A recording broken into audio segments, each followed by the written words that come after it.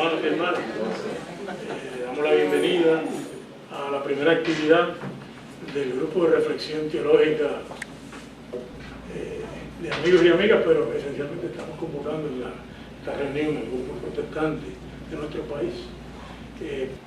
Vamos a comenzar como los protestantes y evangélicos hacemos las cosas. Aquí tenemos la obispa de los evangélicos y la reverenda Santana. Vamos a pedirle que nos dirija una palabra de oración.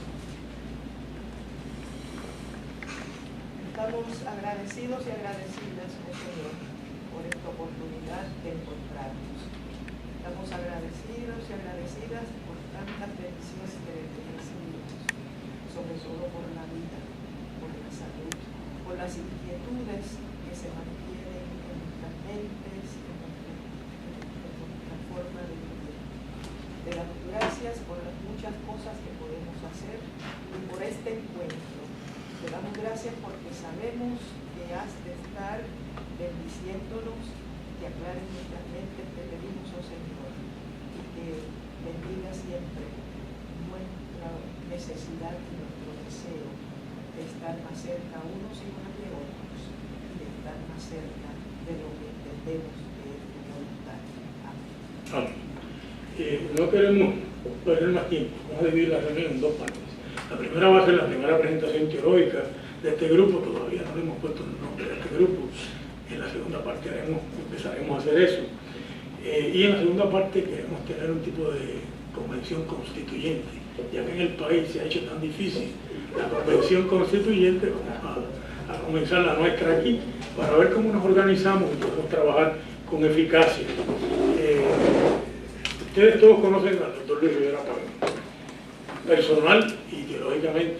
Desde luego que yo no lo honraría lo suficiente sin decir que el doctor Luis Rivera Pagán es un egresado de la Universidad de Puerto Rico en su primer grado, el grado más bajo, egresado del seminario evangélico, luego es un egresado con un grado doctoral, PhD de Yale, y además tiene un postdoctorado, creo que de Tübingen, si no me equivoco, en el tiempo en que no habían postdoctorados, porque ahora todo el mundo es postdoctor, pero en el tiempo no había.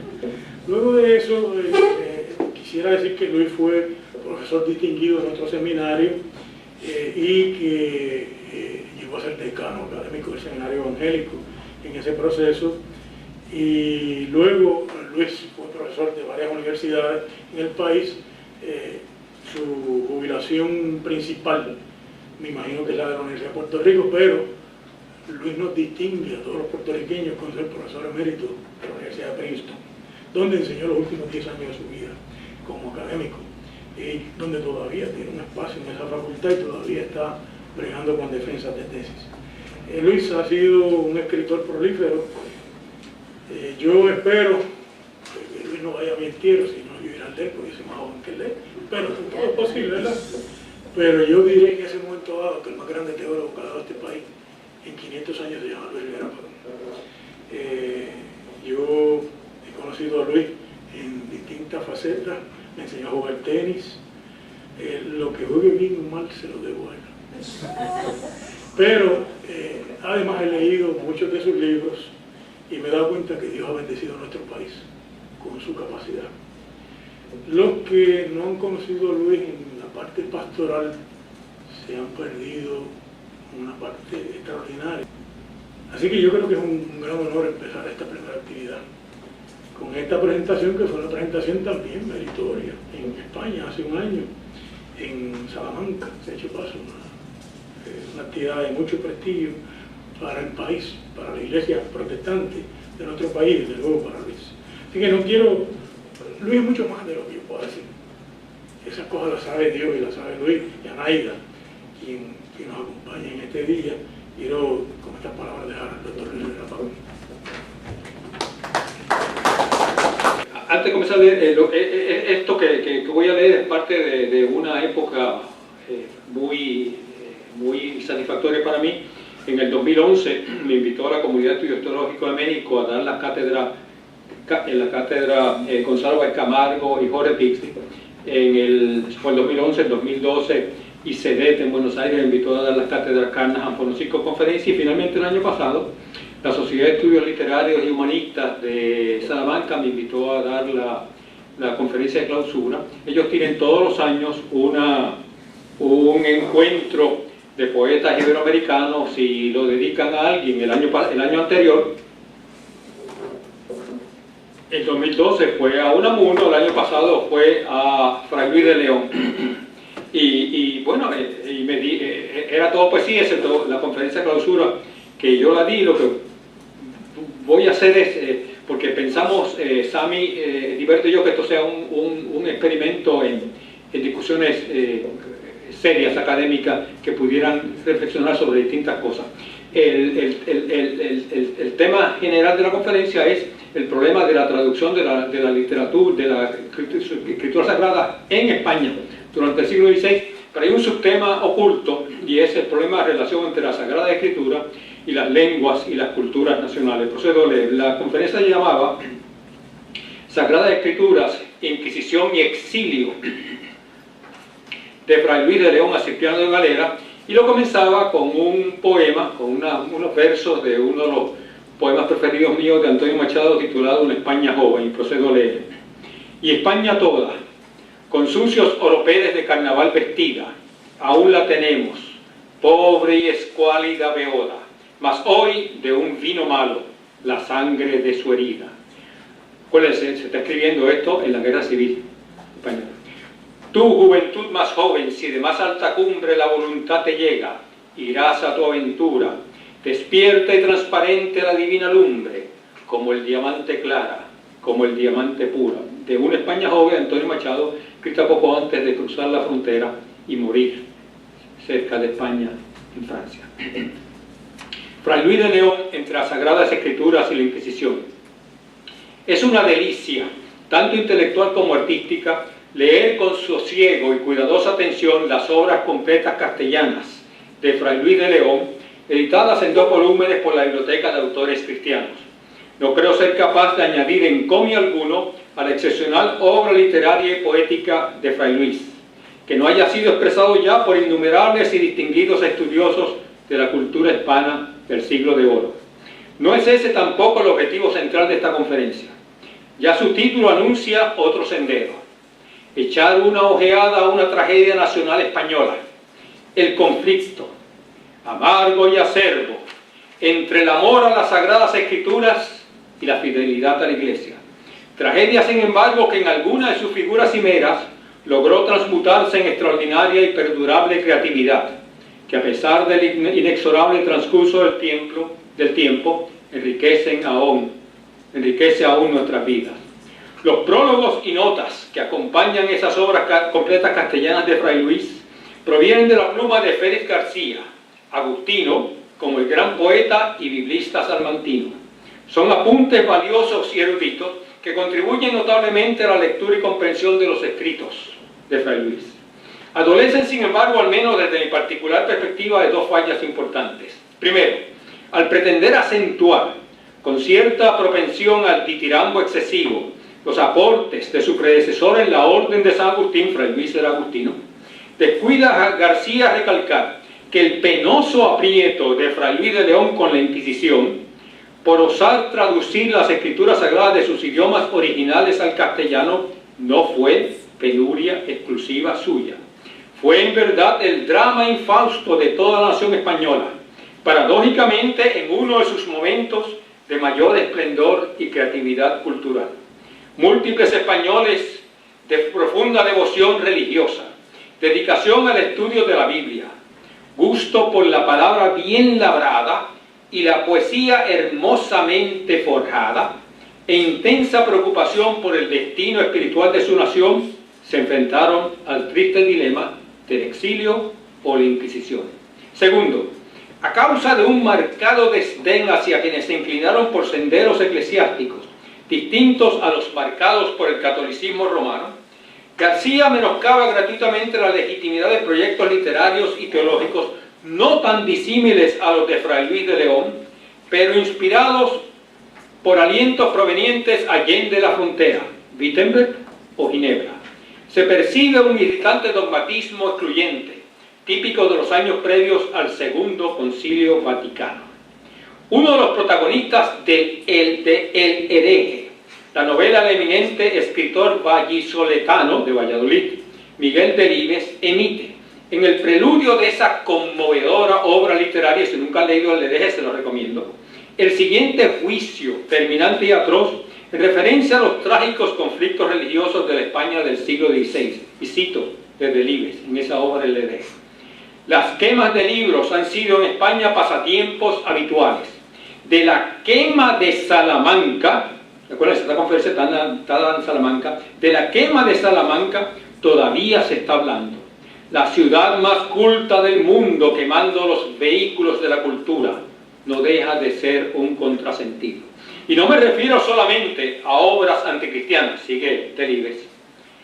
El catálogo de Lovaina, por ejemplo, prohibió hace 6 años la Biblia y el Nuevo Testamento traducidos al castellano. Es cosa sabida que el pueblo español está condenado a desconocer el libro de libros. Eso, claro, son citas de un protagonista de la novela en el siglo XVI.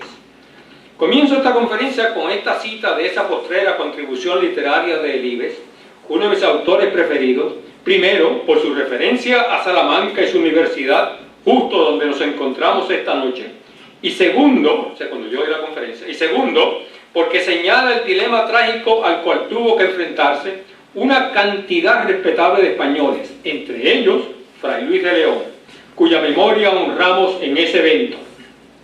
Es factible en la España del siglo de oro poner a disposición del pueblo la Biblia en su idioma nacional, o por el contrario, conlleva ese empeño en esos momentos, acometido con ahínco en diversas partes de la Europa cristiana, la drástica condena eclesiástica, la absoluta degradación pública, la pérdida de la libertad e incluso de la vida. No debe olvidarse que si El hereje inicia con la citada referencia al incendio de libros, concluye con la quema de seres humanos por el crimen de propulsar la lectura de escritos reformados y la traducción de la Biblia al castellano. La novela culmina en un aterrador auto de fe, un teatro de crueldad, en presencia del monarca Felipe II y sacralizado por una homilía de Melchor Cano, insigne teólogo de la época. Se les ejecuta como herejes pertinaces, se les determina en la hoguera como una plaga que corrompe la religiosidad y contamina la identidad nacional de la católica nación ibérica. Ese auto de fe es una peculiar ceremonia litúrgica, con procesiones, oraciones, himnos y homilía, que concluyen ofrecer mediante la hoguera la primera muestra de las llamas del infierno que eternamente aguarda a los condenados. La sombra de la Inquisición se alza amenazante contra quienes expiran alientos reformadores y pretenden castellanizar las escrituras judeocristianas. Incluso figuras cimeras de la jerarquía católica, entre ellas, en primer rango, Bartolomé Carranza de Miranda, de la Orden de los Predicadores, arzobispo de Toledo, el arzobispo de Toledo, en el siglo XVI, en una época confesor del entonces príncipe heredero Felipe y corresponsal de múltiples protagonistas destacados de los dramas nacionales españoles del siglo XVI, como Fray Bartolomé Las Casas, se vieron forzadas, esas personas, a padecer las siniestras pesadillas de esa institución que un día irónicamente se bautizaría como Santo Oficio. Cito de nuevo del hereje: algún día estas cosas serán consideradas como un atropello contra la libertad que Cristo nos trajo. Es la esperanza que otro de los protagonistas del hereje susurra quedamente, sin atreverse a alzar la voz. La esperanza de que en algún incierto futuro los españoles verían la prohibición de verter las Sagradas Escrituras al idioma nacional y la quema de seres tildados de herejes o cismáticos, alegados traidores a la Iglesia y la patria, como una aberración desgraciada y calamitosa. Marcel Batelón, en Erasmo y España, su texto clásico sobre esa turbulenta época, ha descrito muy bien este amargo encono represivo, y cito de Batelón: La Inquisición sabe lo que tiene que hacer y lo hace inflexiblemente. Constantino Ponce Lafuente, después de haber sido la gloria del púlpito sevillano, es quemado en efigie como luterano. Carranza, arzobispo de Toledo, pasa 16 años en una mazmorra. Fray Luis de Granada tiene que rehacer radicalmente sus manuales de oración para que puedan escapar a la sospecha de iluminismo, de la cual no se verán libres ni Santa Teresa ni San Juan de la Cruz. Cierro cita de Batalón. El mismo Batalón apunta brevemente, sin concederle el espacio que en realidad merece, a las persecuciones inquisitoriales padecidas por Fray Luis de León a causa de su empeño en traducir partes de la Biblia hebrea al castellano, sobre todo el Cantar de los Cantares. Pero ciertamente, a pesar de esa brevedad, logra atisbar la excepcional valía de su obra como biblista, traductor y expositor de los textos sagrados. Y cito de nuevo Batalón. Fray Luis ha practicado asiduamente el estudio de la Biblia en los idiomas originales, pero todo este estudio tiende en él a un enriquecimiento de la espiritualidad. No es ciencia abstrusa, sino apasionado interés, que lo induce a emprender de muy buena gana una traducción de la Escritura en lengua vulgar. Y no deja Batalón de apreciar algo particular en Fray Luis, no siempre compartido por muchos exégetas y biblistas académicos: su excepcional calidad literaria. Cito de Batalón: hay aquí una luminosa belleza, una música sabia, un arte de conmover por medio de la elocuencia o del silencio mismo, cuya aleación es algo único en la literatura española. Cierro la cita. Esa elocuencia literaria la encuentra Fray Luis en las sagradas escrituras hebreas, sobre todo en aquellas de claro matiz poético como los Salmos, Job y Cantar de los Cantares. No hay en él un abismo que separe al poeta del biblista.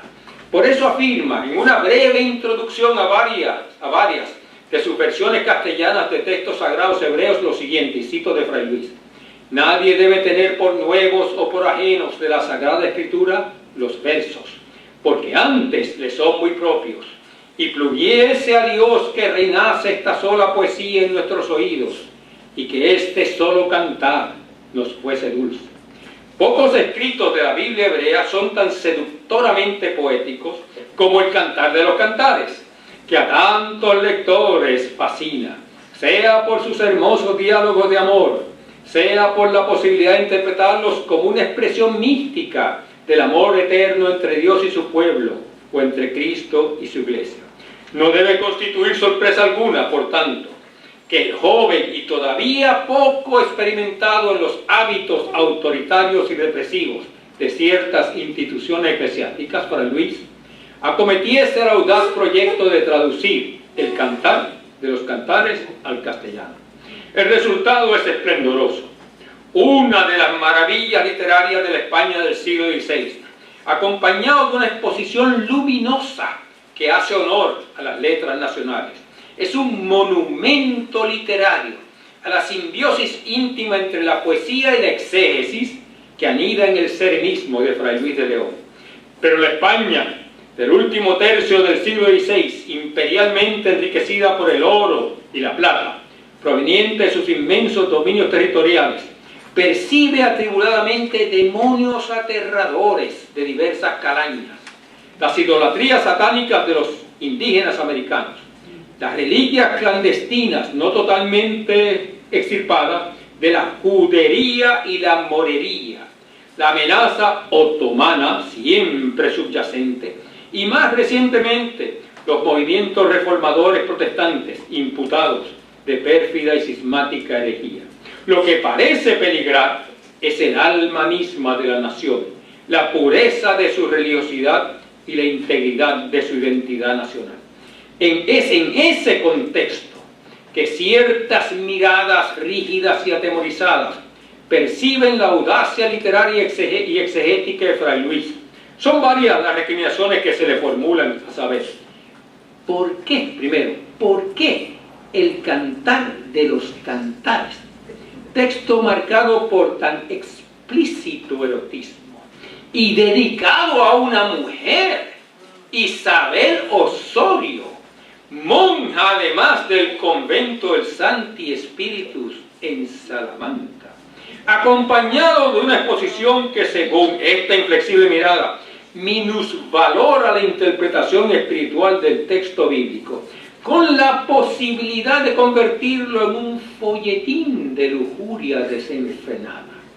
No cabe duda que Fray Luis penetra terreno arriesgado al verter el cantar al castellano, insistiendo, como lo hace, en que su objetivo es simplemente traducirlo y exponer su sentido prístino literal, no proseguir la antaña tradición hermenéutica espiritualizante. Segunda pregunta. ¿Tenía Fray Luis la debida autorización eclesiástica para traducir textos bíblicos al castellano?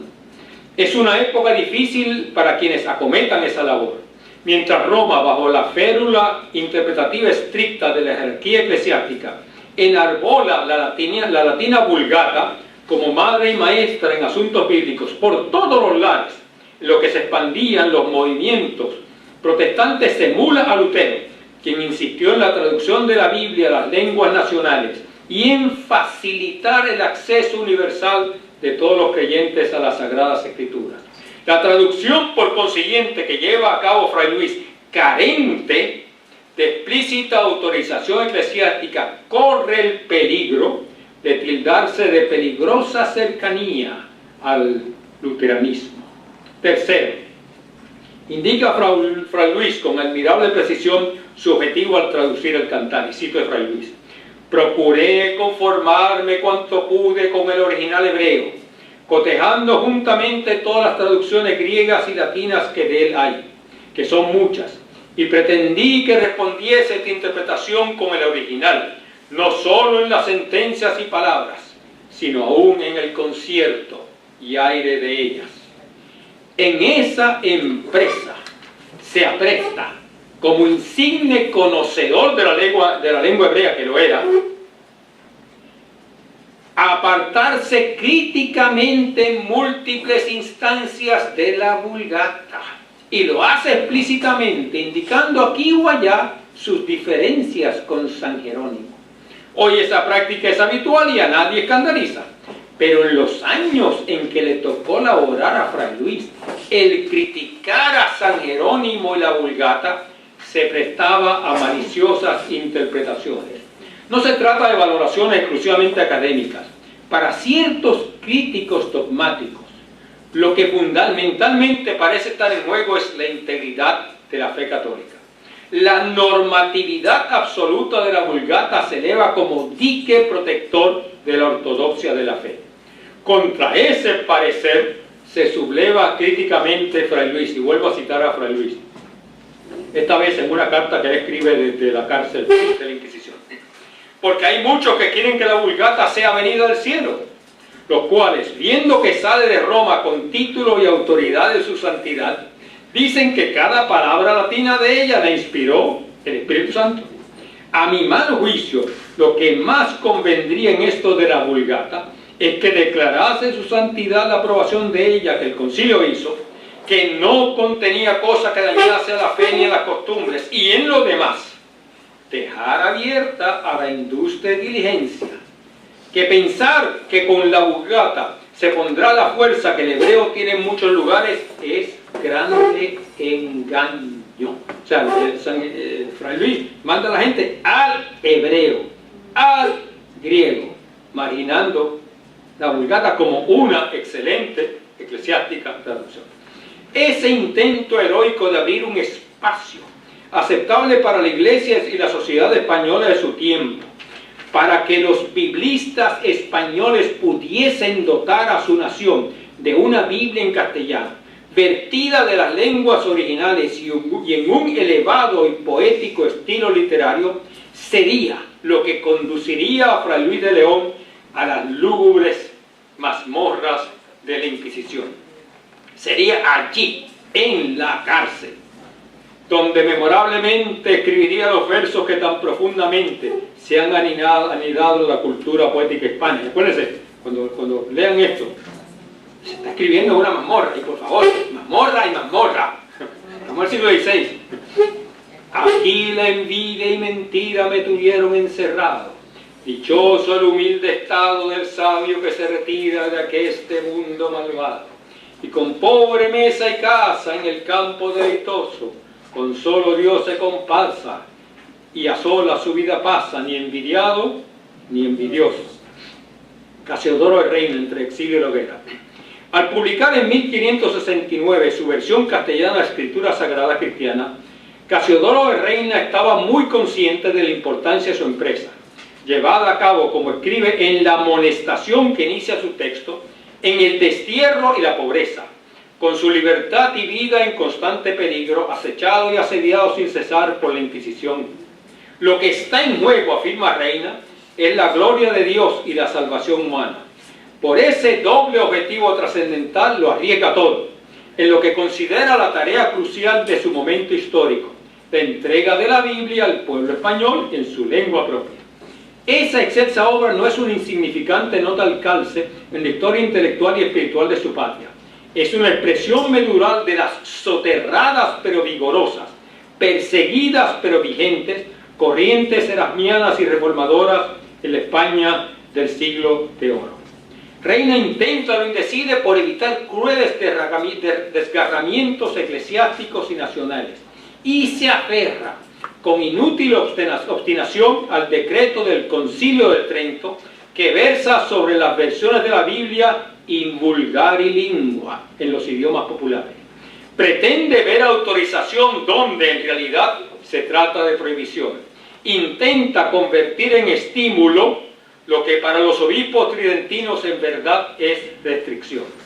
Incluso dirige un prólogo en latín. Muchas de las versiones de Reina eliminan este prólogo.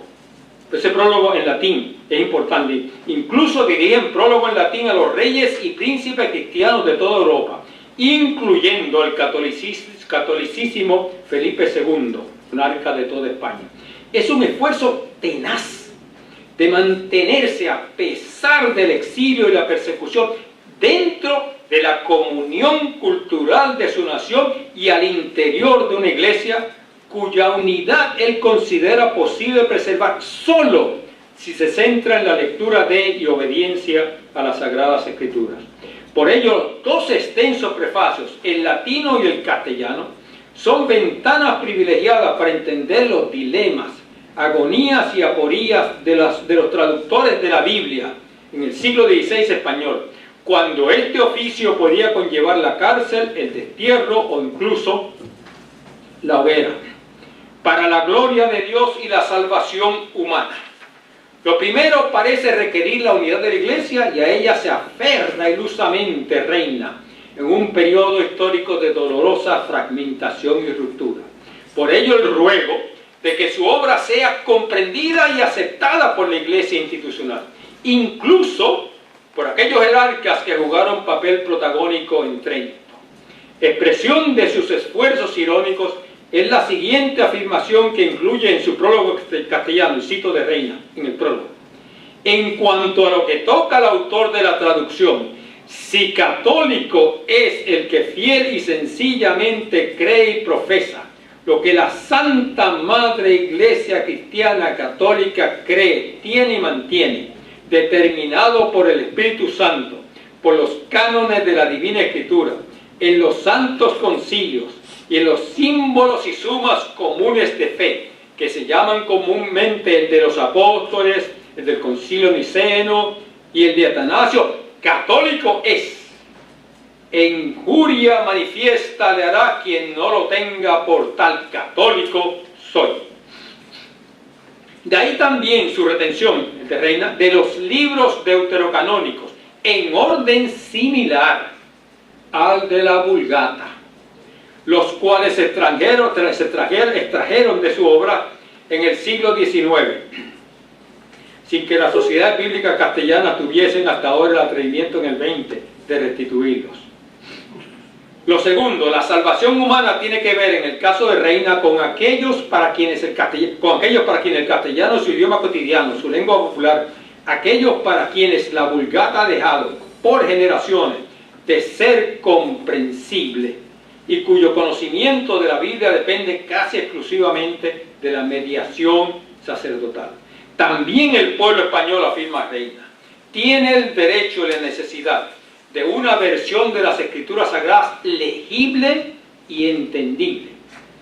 España se encuentra en la cúspide de su prestigio temporal, enriquecida gracias a los tesoros que se extraen de los territorios de ultramar recientemente conquistados y colonizados.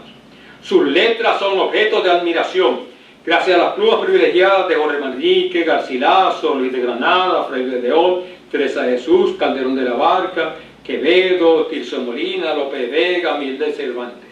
Todavía no ha sufrido el desgarramiento doloroso de los Países Bajos, ni la gran humillación naval frente a las costas inglesas. Algo le falta, sin embargo, a la España de Carlos V y Felipe II. Culminar y trascender la Biblia políglota del cardenal Francisco de Jiménez de Cisneros, con una edición castellana de no menor calidad que las versiones en idiomas nacionales que a la sazón comenzaban a proliferar por toda Europa. Reina apela inútilmente al decreto tridentino sobre las traducciones bíblicas. Es un esfuerzo noble y desesperado de salvar su obra, de convencer a las autoridades de que permitan la distribución de su Biblia castellana. Intenta ignorar que el Concilio de Trento ha sido categórico en afirmar dos puntos claves. Primero, la Vulgata Latina como la única versión de las Escrituras Sagradas Cristianas, cito de los decretos de Trento, tenida por auténtica en las públicas lecciones, disputaciones, predicaciones y exposiciones. Y segundo, el control absoluto por obispos e inquisidores de las traducciones a las lenguas populares.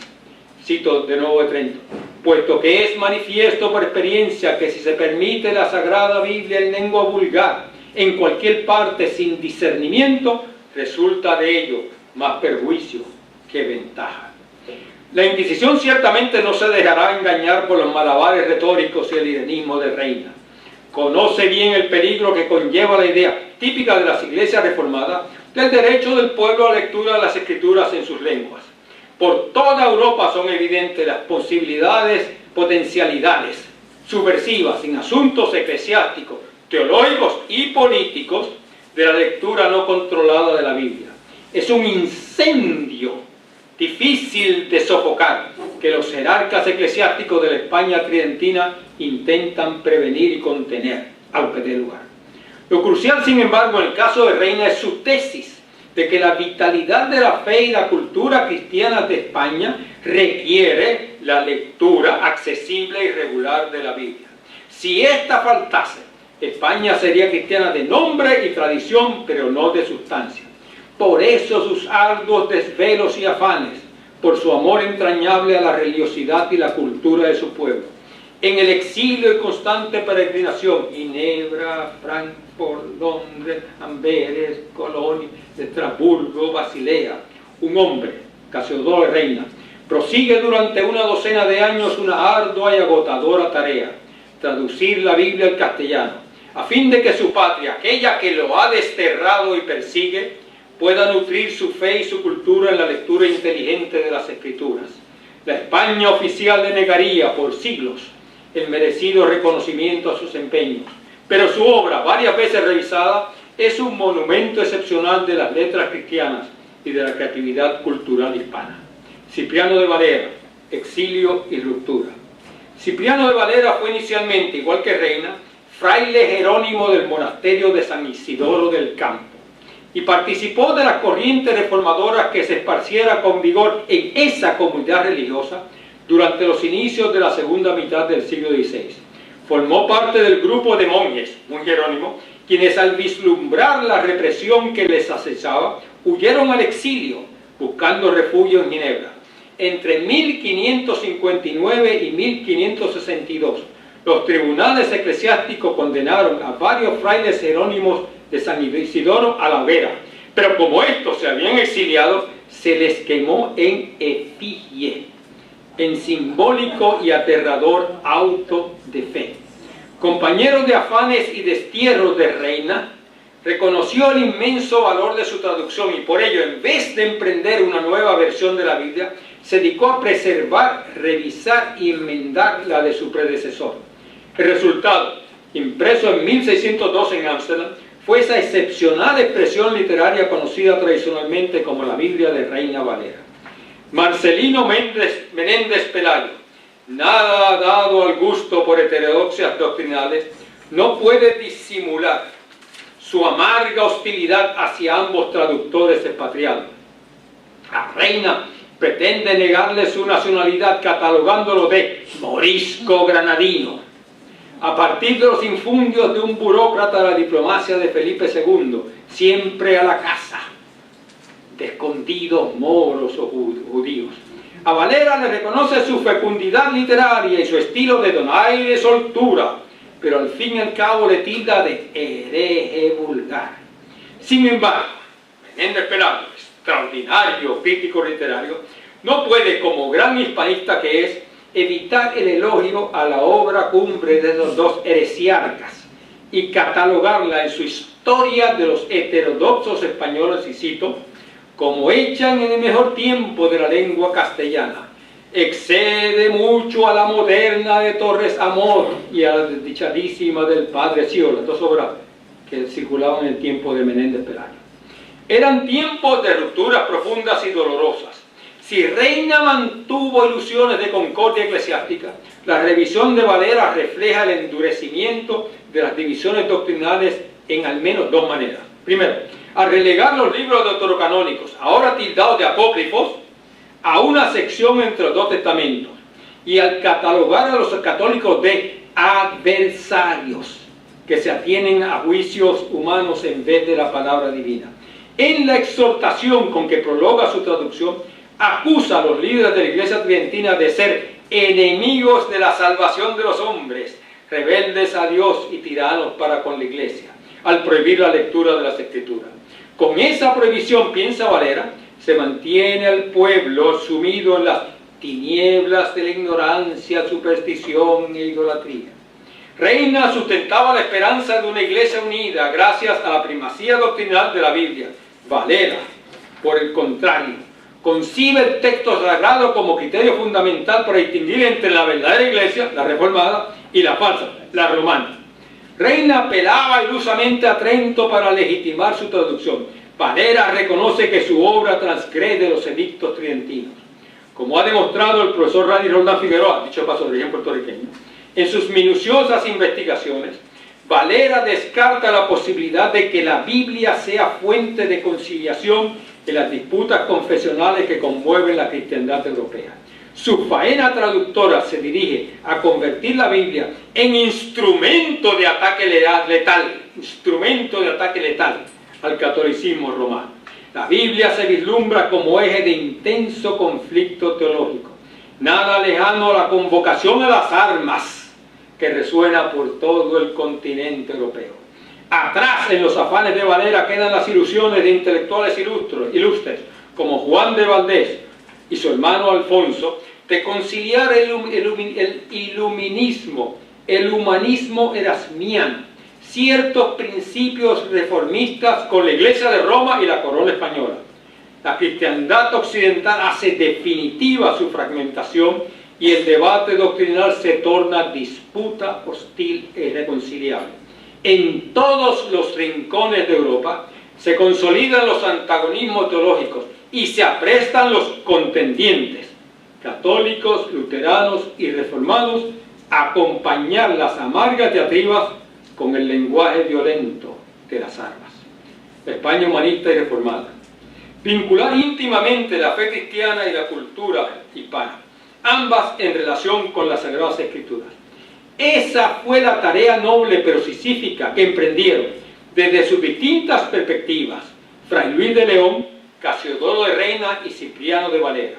Desde una mazmorra de la Inquisición, Fray Luis, desde el destierro y la excomunión de la iglesia en la que se bautizaron y en la que profesaron sus votos monacales, Reina y Valera, laboraron los tres con tesón, guiados por el ideal de una España reformada en su devoción religiosa y creadora en su cultura literaria. Contrario a lo que en ocasiones se ha afirmado, la España del siglo XVI fue conmovida tan profundamente como cualquier otra nación europea por el humanismo erasmiano, la renovación de las órdenes religiosas monacales y la reforma protestante. Lo que me interesa recalcar en este contexto, en el contexto de esta conferencia en Salamanca, es que estos diversos movimientos históricos espirituales convergen en el proyecto plural de nuevas ediciones de la Biblia que superen el apego medieval a la Vulgata latina. Como ha mostrado el estudioso Jorge González, la Biblia Reina Valera fue la culminación de una aspiración añorada y compartida por un nutrido grupo de españoles en el siglo XVI, influenciado por el humanismo renacentista, la renovación monacal y el reformismo protestante. Se intenta primeramente establecer una edición fidedigna de los textos bíblicos originales en hebreo y griego. Se pretende luego traducirla a las jóvenes lenguas nacionales. Se desempolva así la inercia perezosa de las instituciones eclesiásticas y simultáneamente se promueve el vigor de esos idiomas vernáculos. ¿Cuánto le debe el alemán posterior a la traducción de Lutero de la Biblia? La imperial España del siglo XVI, la banderada de la conquista y la cristianización de tantas tierras recientemente encontradas, no fue excepción a los anhelos renovadores de esa centuria, como lo muestran la gran Biblia políglota de Alcalá de Henares, apadrinada por el cardenal Francisco Jiménez de Cisneros y publicada en 1521, las traducciones de Fray Luis de León del Cantar de Cantares, de Job y de múltiples salmos, y la versión castellana de Casiodoro de Reina, revisada por Cipriano de Valera. Son épicas expresiones de la pasión religiosa y la creatividad cultural de la mejor España, la joven España, tantas veces añorada, en mucho lamento por el poeta Antonio Machado, quien también como Reina y Valera muriese por mor de otro de los grandes traumas nacionales en el exilio.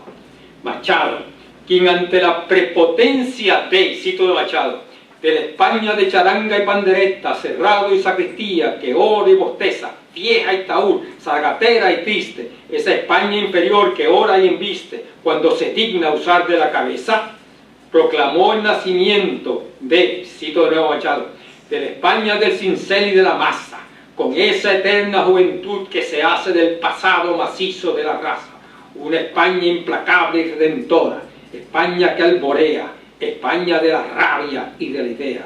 Machado. La Biblia proscrita, el dilema de España. Irónica paradoja de esas que tanto abundan en la historia humana, fue que por centurias ese insigne fruto de la devoción de varios españoles a su nación y su lengua tuvo que vagar peregrina en el destierro y clandestinaje. A la Biblia Reina Valera le corresponderá como destino ineludible recorrer senderos similares a los de sus dos grandes traductores, el exilio, la ilegalidad y la clandestinidad. Otra de las ironías de esa gran obra, cerrada para la salvación de los lectores hispanos, se le percibe y persigue por los custodios hegemónicos de la espiritualidad hispana como potencial vehículo de perdición religiosa. Desde mediados del siglo XVI hasta el 1948, los escritos de Reina Valera ocuparon lugar de honor en el notorio Índice de Libros Prohibidos de la Iglesia Católica, hasta 1948.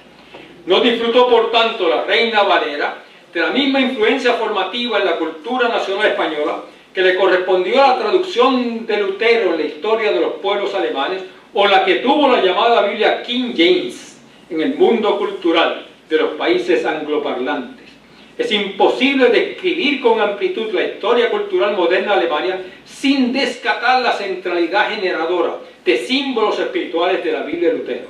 Quedaría inconcluso el estudio de la literatura inglesa moderna sin auscultar los influjos claves que en ella tuvo la Biblia King James. La influencia de ambas traducciones en sus respectivas culturas nacionales es inmensa y significativa. Fausto, la gran obra de Goethe, se inicia con una reflexión atribulada sobre la famosa primera línea del Evangelio latino, en su traducción luterana. O sea, Goethe está usando la traducción de Lutero. Y Anfang war das Wort, en el principio era la palabra. En la literatura inglesa y norteamericana resuenan por doquier las voces de los textos sagrados, leídos en la versión tradicionalmente conocida como King James. La lectura de los salmos ejercita la destreza poética que luego florece en William Blake o John Milton, igual que la indignación profética es la raíz profunda de las mejores utopías literarias anglosajonas. En las letras españolas modernas, con honradas excepciones, es la Iglesia con sus ritos, sacramentos, instituciones y dogmas lo que predomina. No tenía por qué ser de esa manera. El penoso encarcelamiento de Fray Luis de León en una mazmorra de la Inquisición, por su apego al estudio de las escrituras sagradas hebreas y su traducción del Cantar de los Cantares, es un tributo paradójico a la pasión española del siglo XVI por la Biblia y la literatura nacional. Igual lo son los infelices destierros y persecuciones que padecieron Casiodoro de Reina y Cipriano de Valera. José Manuel Sánchez Caro, ¿cuál es una conferencia de Salamanca? José Manuel Sánchez Caro, catedrático de Sagrada Escritura en la Universidad Pontificia de Salamanca, de arraigada tradición católica, muy atinadamente y con ejemplar apertura ecuménica, ha recientemente aseverado, y cito del catedrático de Biblia Hebrea de la Universidad Pontificia de Salamanca lo siguiente: a lo largo de nuestra historia, con demasiada frecuencia la lectura de la Biblia en lengua vulgar ha sido una verdadera aventura, desgraciadamente con no pocos tintes trágicos. La reforma de la Iglesia se llevó a cabo desde diversas perspectivas, y una de ellas, quizá inevitablemente, fue la de oponer Biblia e institución eclesiástica. Se hicieron imposibles las versiones de la Biblia a las lenguas vulgares durante mucho tiempo. En España, prácticamente desde 1559 hasta 1970. Se dificultó el cuidado de los estudios bíblicos.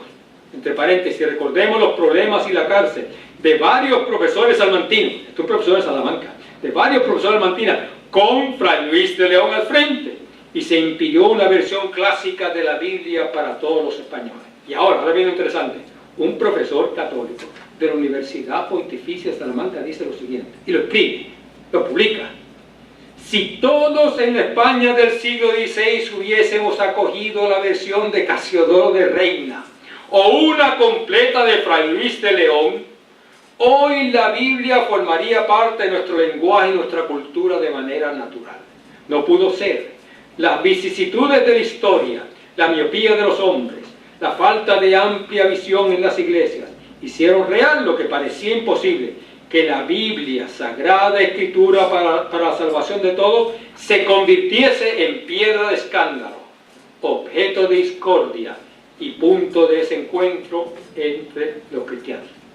Extraña situación, y lo digo, porque cuando se examinan los intensos debates teológicos en la España de esa época, sobre la conquista de las tierras y los pueblos indoamericanos, los textos bíblicos retumban con vigor, sean aquellos que condenan la idolatría y sus practicantes, usados para justificar la invasión armada, sean los que censuran la violencia de los poderosos contra vulnerables, leídos para rebatir la sujeción bélica de los nativos.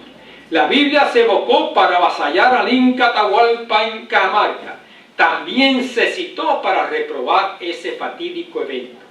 Es objeto de opuestas interpretaciones en la gran controversia que a mediados del siglo XVI sostuvieron Bartolomé de las Casas y Juan Ginés de Sepúlveda sobre la justicia del Imperio Español en el Nuevo Mundo. La insistencia de las Casas en la evangelización pacífica de las comunidades indígenas y su rechazo enérgico a la cristianización violenta se nutren de su lectura del Nuevo Testamento. Su airada denuncia de las injusticias cometidas por conquistadores y encomenderos, la que tanto escandalizó la hispanofilia nacionalista del gran filólogo Ramón Menéndez Pidal, revela esa airada denuncia, la lectura constante y apasionada de los profetas veterotestamentarios. En las disputas provocadas por las insurgencias luteranas y calvinistas, la España del cáliz amargo, la que tanto afligió en ese otro gran drama nacional que fue la guerra civil, a César Vallejo. El cáliz amargo, la España del cáliz amargo, prevaleció sobre la España de los profetas y los evangelios, aquella que a principios del siglo XVI animó el magno proyecto editorial del cardenal Jiménez de Cisneros y en sus postrimerías inspiró los esfuerzos de Fray Luis de León, Casiodoro de Reina y Cipriano de Valera de dotar al pueblo español de una Biblia en su preciado idioma nacional. En honor a esos nobles esfuerzos, pues los poetas, acuérdense, esto es la conferencia de clausura de una reunión de poetas. ¿Qué hace este teólogo que no sabe un poeta? Es otra cosa. En honor a esos nobles esfuerzos, pues los poetas, los insignes como el español León Felipe, exiliado hasta su muerte en México, escribir, o en su caso más bien exclamar, el cito de León Felipe cuando termino: me gusta remojar la palabra divina, amasarla de nuevo, ablandarla con el vaho de mi aliento, humedecer con mi saliva y con mi sangre el polvo seco de los libros sagrados, y volver a hacer marchar los versículos quietos y paralíticos con el ritmo de mi corazón. El poeta, al volver a la Biblia, no hace más que regresar a su antigua palabra. Porque ¿qué es la Biblia sino una gran antología poética, donde todo poeta legítimo se encuentra? Recordar, refrescar, ablandar, vivificar, poner de pie otra vez el verso suyo antiguo que momificaron los escritores. Ya.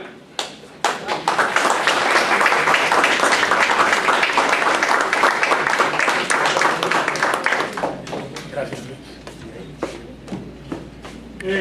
Ustedes se dan cuenta que es un gran privilegio escuchar a Luis. Es un gran privilegio y... Padre, ¿usted nos despide con la bendición pastoral?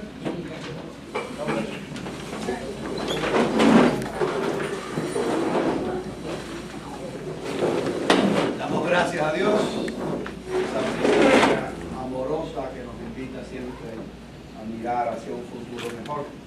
Damos gracias a Dios que nos invita a compartir como hermanos y hermanas. Damos gracias a Dios por este tiempo que nos anime siempre a defender nuestro testimonio de que somos parte de ese evangelio que Dios mismo ha compartido con nosotros. Que la bendición de Dios esté siempre con nosotros, Padre, Hijo y Espíritu Santo. Amén.